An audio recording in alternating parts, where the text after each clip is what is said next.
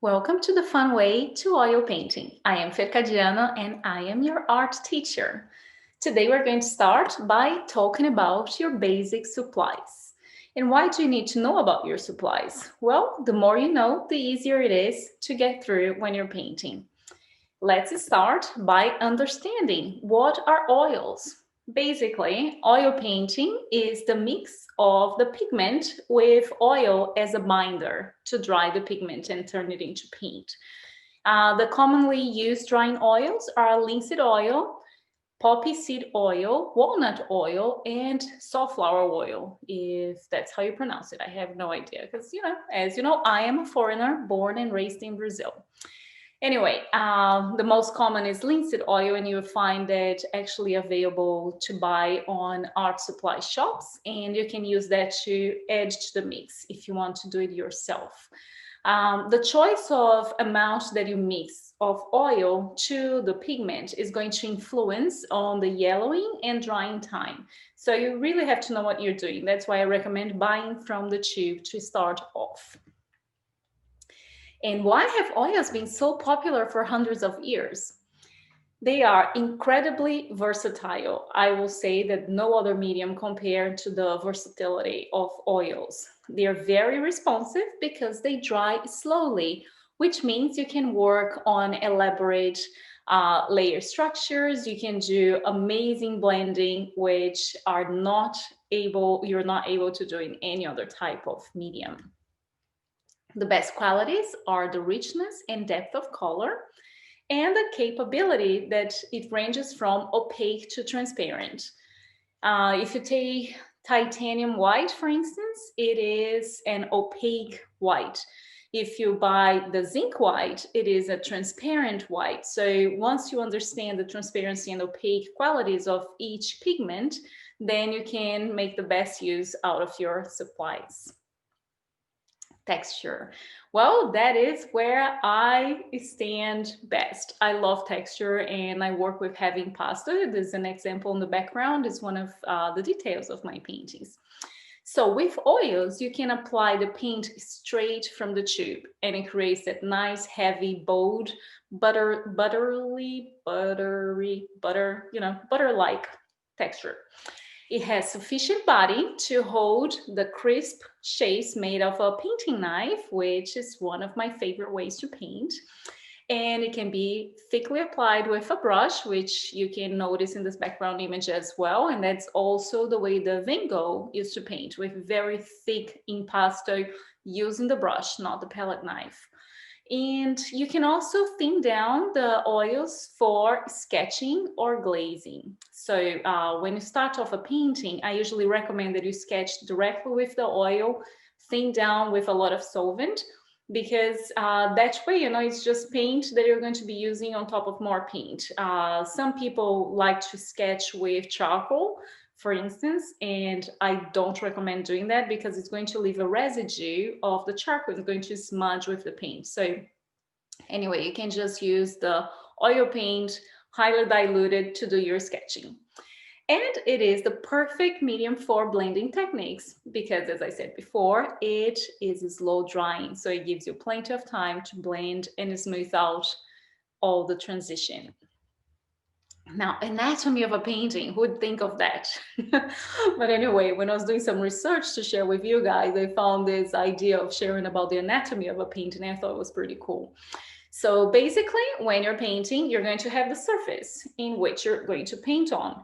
And that can be either a canvas stretched on stretcher bars, or it can be a canvas glued to a board, or the board itself with a primer, gesso applied to it, so it's prepared to accept the paint. On top of the surface, you're going to have your sketch and your drawing, whatever you're going to do when you plan your painting. Over that, you're going to apply the paint itself, and that's where you develop your colors and work on your painting. Some people will then use some glazing techniques to slightly change the hues and work on a little bit more elaborate results by using glazing. It's not necessary that you have to do glazing. You can just paint. And on top of it all, there is your varnish coat, which will protect the painting from yellowing through time. And also the varnish will make the colors pop again. So I highly recommend varnishing your pieces. Now let's talk about the surface. Now we get to the point where you understand what you should be buying. So as I mentioned before, you have the different types of canvas. It can be like a board, it can be canvas stretched on bars. And so I recommend you buy first stretched canvas. That's the most classic, easy to use type of painting surface. You can buy canvas in a roll and stretch it yourself. However, I do not recommend that, even though it's a lot cheaper. I'll say, like, I had blisters on my hand trying to stretch mini canvas for a show once, and it's never going to be as tight as if you buy from someone that professionally knows what they're doing. You can also use painting paper. I don't personally paint on paper, but I've seen some amazing works done on paper. And basically the main difference is that after you've finished, you're going to have to frame it like you would frame a watercolor. So you have an end result that is quite different. Then you have canvas boards and also panels. I lately have been using a lot of wood panels, and I like the stiffness of the wood and how the paint responds to the surface. So in time, you're going to want to explore different stuff. And I highly encourage you to do that after you try the basics first. I've seen also lately some people painting on aluminum panels, and they bring some very cool results. I have not explored that yet, but I will get there and I'll let you know how it goes.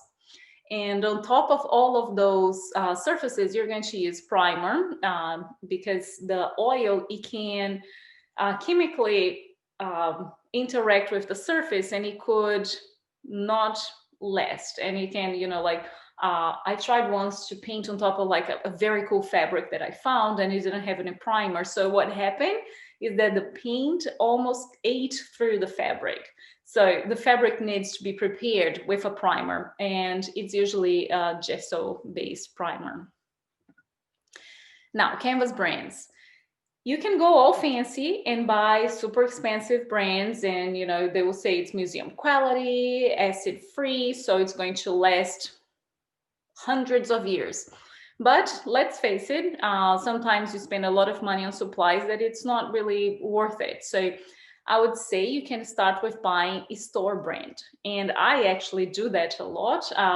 If you go for the Dick Blick, I really shop between Blick and Geriatorama. Those are my favorite online shops. They're very affordable. They have like a huge array of options. And if you choose for the store brand, they're going to have within that student grade, artist grade, and museum quality. So you can still get the best value out of those options. And then you have your very widely known Fredericks, Winsor & Newton, and Masterpiece is the one you buy at Hobby Lobby, for instance. So they may not be the best quality, but it's all that you need right now. So honestly, save your money for the more interesting stuff.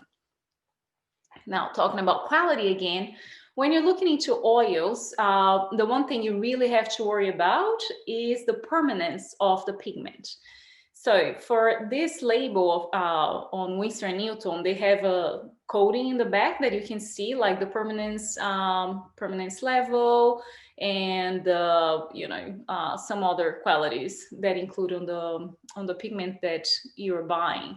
And let's say like Van Gogh didn't have money to buy really expensive stuff. So right now the museum is facing a very hard time by keeping like very dim light, so his paintings won't fade because the pigment is very sensitive to light.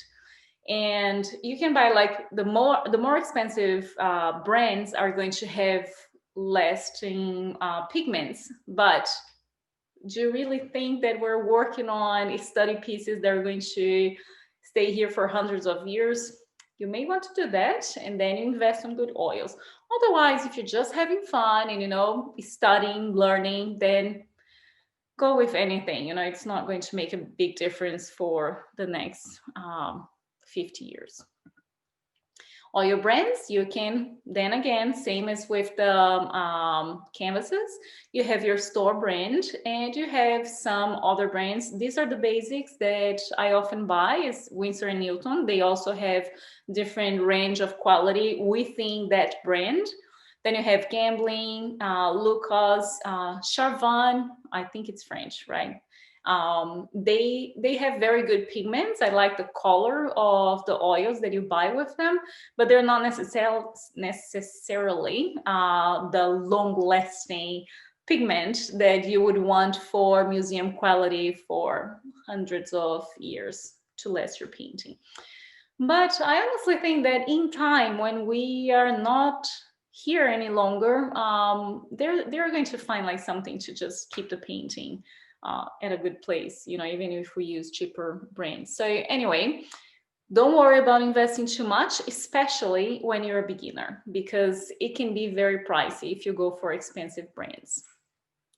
Now, brushes and tools. Again, you know, if you're going to be a hyper-realistic artist, you may want to invest in some good brands of brushes, but that's not my area. I use very cheap brushes because cleaning brushes is a pain. I don't know if you ever tried to do that, but you know, there's like some specific soaps that you can use to help clean the brushes. You can use detergent to clean them, but they are super hard to clean. So I usually buy construction quality brushes, the thick ones, and I paint the base coat on my canvases using those brushes. And when I want to get into fine detail, especially when I'm doing portraits, then for those specific areas, I will use a nice fine brush. But other than that, you know, just pick a set from the shop, and you're going to find that some of you may like the rounded tip better. I prefer the square brushes. I like how, you know, you can use different angles to achieve different effects. So it's really going to be an experiment to see what you like best. Now, painting knife. I love painting with the painting knife. The one on the screen is the one I use mostly, which has a rounded corner. Some of them have a very sharp edge and some of them are larger, some are smaller. And at the end of the day, you're going to find one that is your favorite to use. So, you know, you can buy a small set and play with it. The solvent, very, very important. You need solvent. I keep a bucket with the solvent where I dump all my brushes in there, and that's why, you know, they end up getting damaged. But previously, we could only use turpentine, which has a very strong smell. And some people actually like the smell of turpentine, but they can be harmful. So nowadays, you have many options of odorless solvents. I used Turpenoid for the longest time, and it's a very good option. And recently I started using Gamsol, which has a slightly different viscosity to it, and I like it better. So those are the two options. They're pretty similar on price. So, you know, just pick one and go with it. The palette is another thing that people ask me about. There's not really one is better than the other. It's again a matter of preference.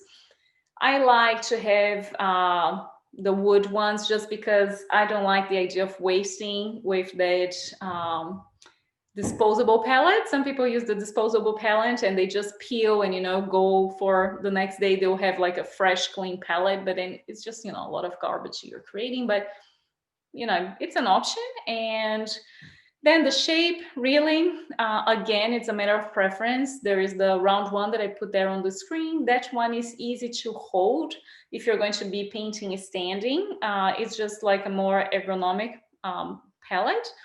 If you're going to have it sitting on a table, the rectangular is usually a little bit bigger, so you can put more colors in it. It's really like up to you. Then easel is also like such a huge variety. I have several different easels. I have big ones, heavy duty, because I paint large pieces. And I wish I had like 4 large heavy duty easels because I love painting several pieces simultaneously. but you can only have so much space and so much investment, because like a really large easel can cost up to $2,000. But you can buy like super cheap table easels, and you can even start with no easel at all. You just put your canvas on top of a table. For the longest time, I painted with, like, even for large canvases, I would paint them just leaning against the wall and just painting right from the floor. So it's something that will make your life easier, because you can arrange the angle that you're going to be working with. So if you're starting, I'll just get a tabletop easel, one of those that, it's like medium size, not the too tiny ones, because that will limit you to very small canvases, but tabletop easel should do it for you. And tube ringer, I don't know how to pronounce that. I do have a specific tip on this. You can find them made out of plastic and made out of metal. Buy the metal one. The plastic will break very shortly. The metal one is going to last a lifetime. And that is just, it's an accessory that you can have for painting, but it's going to make you be able to use all the paint from the tube. So definitely get one, because as you're going to see, oil painting can be quite pricey. So you want to make the best use out of each tube. So get a tube ringer, whatever that is called.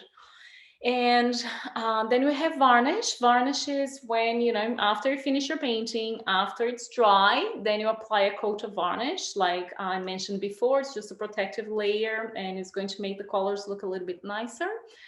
You have options of matte, satin, and gloss. I preferably use gloss. I think it gives the nicest finish.